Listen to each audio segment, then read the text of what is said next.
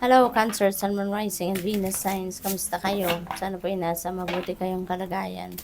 Welcome back po sa Star Tarot. Kung bago kayo dito, welcome din kayo. Thank you for your support. I truly appreciate it. God bless you. Tignan natin ang mga messages for Cancer. We have the Magician energy. Ayan. So, you have everything that you need to do anything you want, Cancer. So, maybe you are recognizing sa ngayon na kung ano man yung gusto ninyong gawin, maaaring nakikita nyo na ngayon yung mga bagay, no? Yung makakailanganin ninyo, resources, siguro even mga tao na pwede ninyong makatulong, no, sa kung ano man ang inyong gagawin. Baka nakikita nyo na, nandiyan sila, available sila. 'Di ba? So, ngayon, pwedeng mag-decide ka na nagagawin mo na yung mga gusto mong gawin, yung mga goals ninyo, 'di ba? Kasi alam mong nandiyan na yung mga makakatulong sa iyo or kakailanganin ninyo. What else we have? Two of Pentacles, ala. Ngayong nakikita mo na, pwede mo nang gawin ngayon or simulan kung ano man ang gusto ninyong gawin sa ngayon to accomplish your dreams or to accomplish your goals. Parang ngayon, naano na kayo tuloy, na nalilito. Ano ba dito unahin ko, di ba? Saan ako magsisimula? Uh, saan ako unang magsisimula? Parang ganon. Kasi maybe, maraming opportunities, no? Baka maraming opportunities ang dumating sa inyo sa ngayon na pwedeng lahat sila, no? Baka hindi lang iisa talaga yung gusto mong gawin din. Kaya ngayon nalilito ka, alin kaya dito uunahin ko? 'Di ba? So parang ganon. Kaya baka kailangan mo ngayon mag-mini-mini mo, 'di ba? No? Alin kaya dito? Magde-decision ka sa ngayon. So, pakinggan mo puso mo, no? Cancer, whatever your heart says, ba, alin yung mas pinaka gusto mong gawin, alin yung mas pinaka interested kang gawin, then go for it, diba? Pakinggan mo din ang iyong intuition kasi it will always lead you to the right path, diba? Mawawala yung chaos sa isip ninyo, mawawala yung kaguluhan, no, confusion sa isip ninyo. At pwede rin ang iba sa inyo dito. Marami na kayong dating ginagawa, no? Maaari din na you are handful already, no?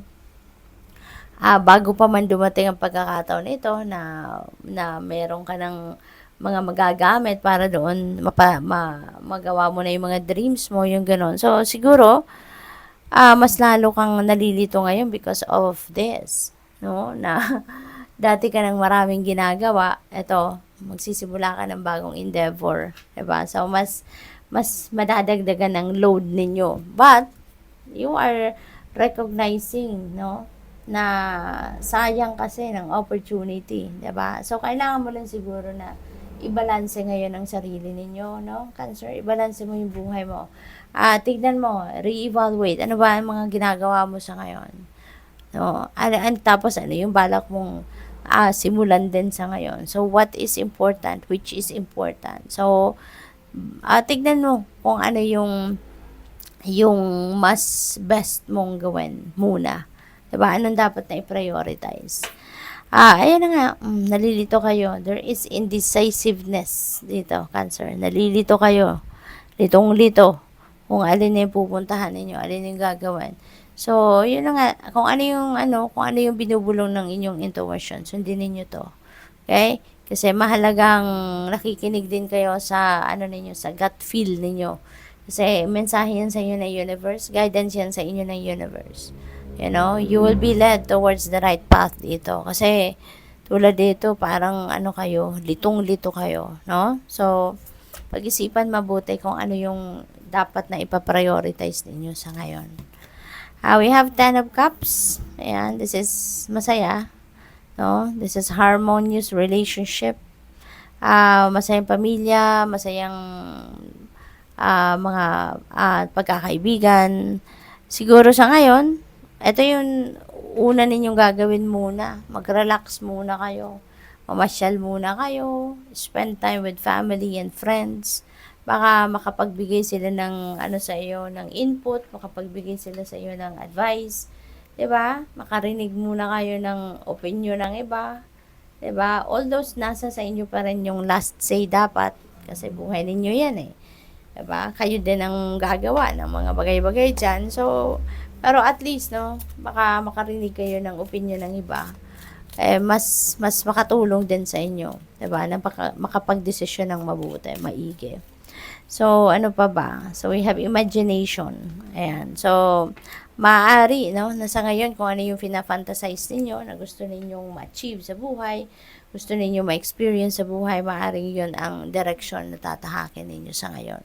No? Kung ano yung matagal na ninyong pinapangarap siguro, so maaring ito yung ipaprioritize ninyo.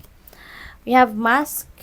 Ayan. So, magano kayo tawag dito, be careful no with the dealings with other people kasi maaari din na mayroon dito sa paligid ninyo na they are very pretentious, baka magpe-pretend ito na very supportive of you pero baka ang agenda na pala nito eh baka isabotage kayo ha. Kaya mag-iingat kayo concerned with the dealings with other people, okay? Because there are people that may be deceiving ang dating no sa paligid ninyo kaya mag-iingat kayo sa mga taong yun. Huwag kayong masyadong magtitiwala agad no. Huwag niyo ipagkakatiwala yung mga pangarap ninyo, mga sikreto ninyo, yung mga ganon. So for others of you naman ito no, baka kayo ay manganganak or baka kayo bagong panganak no, or kung hindi man ikaw baka yung partner mo, yung person mo. So yun, maybe you are a brand new parent no, so kaya congrats. What else? We have marionette. Ayan, so, probably, ang iba sa inyo rito, no, parang sumusunod lang kayo sa kung gusto or kagustuhan ng ibang tao. Okay? So, maybe, ang iba sa inyo dito, tawag dito, dinidiktahan, pinipwersa na kung sino man na sila ang sundin mo. No? Yung ganon. It's about time din, no, na mag-isip kayo. Diba? This is your life. Kaya kailangan sana kayo yung magdedesisyon para sa sarili mo. Kailangan sana kung ano yung gusto mo, yun ang dapat na masunod mo or yun ang gawin mo, 'di ba? Rather than listening to other people. So, we're all given free will naman, so it's all up to you to decide on that, no? Kung ano makakapagpasaya sa iyo, yun ang dapat na ginagawa mo or yun ang susundin mo, okay? Good luck. Thank you for watching. Love and light. Namaste.